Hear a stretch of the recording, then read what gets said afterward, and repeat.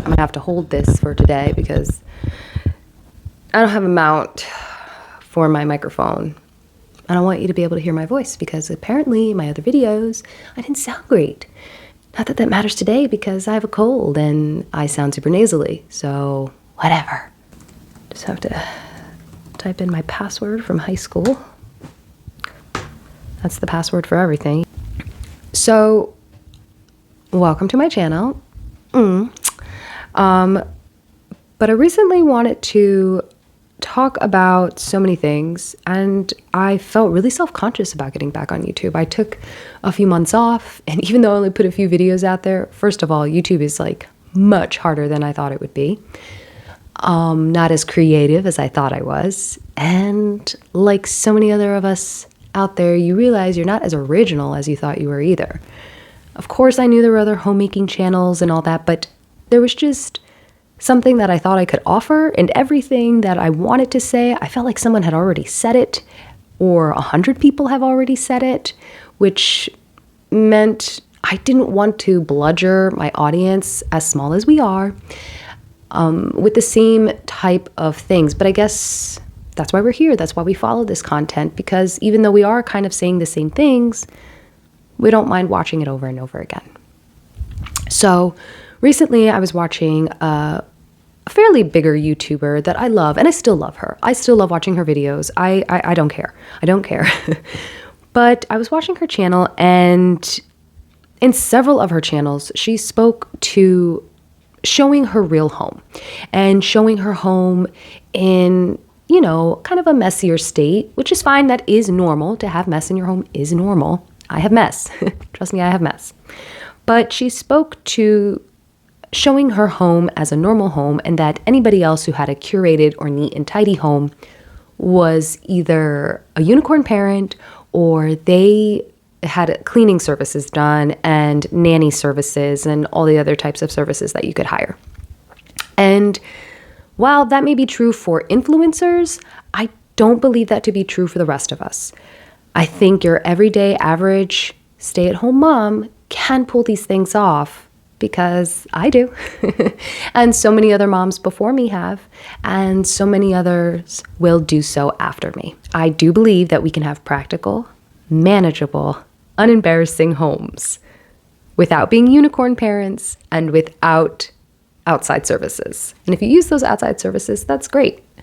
There's nothing wrong with that. I feel like people always have to say that. There's nothing wrong with that, because there really isn't. There's really nothing wrong with getting a cleaning service, unless you're cheap. The first thing that you need to look at are your values and what type of decision maker are you. Hey people, we're gonna change directions here because you needed to be closer to my face, and wasn't feeling all that white blowout behind me. I felt like I was distracting you. Let's keep it going. Isn't this called something, some sort of psychological problem when you're constantly fidgeting with your hair, right? Don't say narcissist. Okay. The first thing that you need to look at are your values and the values of your family. What's important to you guys? Is it having cleaner, healthier meals? Is it spending more time together? Is it that you guys want to just have guests over your house more? Whatever that may be, prioritize your goals and set that as what you're working towards. Because without that, you'll just feel like you're aimlessly paddling in water going nowhere. Next, figure out what type of person you are when it comes to managing your home. Really evaluate yourself. Are you mentally exhausted when you have to make decisions? Do you procrastinate every task in your home till it builds into a mountain and then you just can no longer avoid it? Or are you the type of person who regrets doing something within your home immediately? Are you a shoot now and explain later kind of person? To extend on that, I think procrastination can lead to overwhelming piles within our home, which just makes every task so daunting when we leave it unaddressed. The pile of laundry gets higher, the dishes get bigger and bigger. Sometimes they even grow mold. And then when we just avoid it altogether, it feeds that very monster that immobilizes you. And so if we're being honest with ourselves, we know we will have to face it eventually.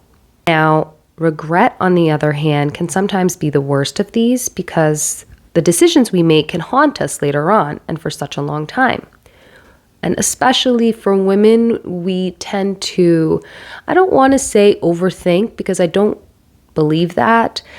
I just think we really deeply analyze things. And so we will play things over and over again in our head. And we'll do things like that. And we'll play things like, are my children upset with me because I threw their art out that was on the kitchen fridge? Or is my husband disappointed because I threw out that Valentine's card he just gave me? And so on. So take a hard look at how you make decisions to move forward from there. What type of decision maker are you? So I could say for myself, when it comes to decision making in my home, I am definitely shoot now, explain later kind of person. And I cannot coin that phrase. I actually heard one of my Texan friends say that, and I loved it ever since. Yes, I am a shoot now, explain later kind of gal. But even though that is my personality type, I've learned through the years of being a wife, a mother, a homemaker, that you also need to be gracious with your family as well. They may not have that same skill set that you do, whatever that is. And they may also have skills that you don't have. So you want to be able to lean on each other and use one another, so to speak, to help you move forward in the goal that you're trying to reach that we talked about in the beginning. Managing your home is constant decision making, deciding what stays, goes, use it now, or save it for later. You are a manager of all these things on top of orchestrating your family's schedule, meals, and all the other things. Taking care of humans. Moving on to the next step is to declutter. Declutter. I know, it's the big buzzword. Why does everybody love to declutter? For as long as I can remember, I've been a minimalist. That doesn't mean I always called myself a minimalist, even as a child, but that's another video for another day, another rant, another time. I know you've heard it said 1,000 times before and every other type of homemaking channel. But from my own experience with my own home and other families I've seen do this, there is something that draws us into an organized space. We can't help it. As soon as an area is tidied up, we immediately run to that space. You may be thinking to yourself, like, a little here and there mess is okay. Yeah, it's okay. But let me ask you something. Who goes rushing into that room as soon as it's tidied up? Is it your little kitties who go running in because all of a sudden the living room is cleaned up and the toys are put away and the couch looks nice and clean and fluffy to jump on? Why does it always seem, too, that when you clear out your pantry or you organize it neatly, all your kitties, I can't even say kitties because my husband's guilty of it too, but so am I. As soon as that pantry looks clean and beautiful, everybody wants to go run in and grab a snack. And why not? Everything looks accessible. Everything you can see immediately in front of you. It's all just pretty. It's all the same thing. It's all a newly cleaned, organized space that all of a sudden draws us in like flies to honey. So there is something to a calm space. And I'm talking about a streamlined home. I'm not talking about, house beautiful cover. It doesn't have to be. It can be. It totally can be. But that takes years. That takes time. You can get there. But I'm talking about homes that we can manage and easily tidy up. I'm talking about homes that don't overwhelm us in our decisions. I'm talking about a home that if you ask your 4-year-old to clean up their toys, they're not overwhelmed. They don't mind doing it. Sure, they're still toddlers. They're going to throw tantrums. But they can do it. I do have some helpful decluttering tips. Hopefully you can use them, but decluttering obviously goes a lot deeper for some people than others. For me, like I said, I can make decisions very quickly. It's not a big deal. For others, that it's more debilitating if you're a procrastinator, if you're a regretter. And this is going to be harder, but you have to work on it, and you have to think of it as a snowball effect. You start off small, and as you gain momentum, as you gain that strength, as you gain that skill, you get better and better at it, and you're able to tackle the bigger and bigger things. So you start off with what they call low-hanging fruit, the easy stuff, the old art, the dried up Play-Doh, the stuff that is very clearly obvious trash. As for the sentimental items, I know that these are the hardest to get rid of for so many of us. And another helpful tip while you're going through all of these is the person is not this thing. And this thing is not that person. Getting rid of any sentimental items is not going to change or alter your memories or your time spent with that person. That person's love is not going to change for you, and your love won't change for them just because you got rid of grandma's old teapot. Something to try to remember when you're decluttering. It may not be easy. Nothing good worth your time ever is easy. But if you work through it, if you gain that skill, if you work on that skill, you will get there. The manageable home. Yes, some items are worth holding on to, but some sentimental items are worth letting go. And I could attest to that because I got rid of my wedding dress. And I know most people are shocked by that. But I just didn't want it anymore. I don't need it around. I married my husband once. Lord willing, I only have to marry once. And if I have to marry again, well, I'll probably buy a new wedding dress. So, bye-bye. I look at these things like this because I do look at everything from a Christian lens, a Christian standpoint. See, 1 John tells us that we're not to love the things of this world. And to me, I don't want to place so much love on items that can be broken, stolen, or burned. I'm sorry. Just my focus is to be on God. And I'm not focusing on God if I am letting things in my home pile up so much because I can't let them go. It's not easy.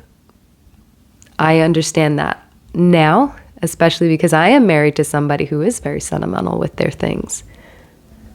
So I'm more gracious with him. But again, for myself, and this is my own journey, this is my own walk, I choose to not want to hold on to these items that are lost, broken, stolen, can be set on fire tomorrow. So, is that cold? Maybe. I just think it's hard to hear because as humans, we've always loved items. We've always loved things. So, I'm going to stop my rant on decluttering now. Let's roll. Oh gosh, I'm telling you.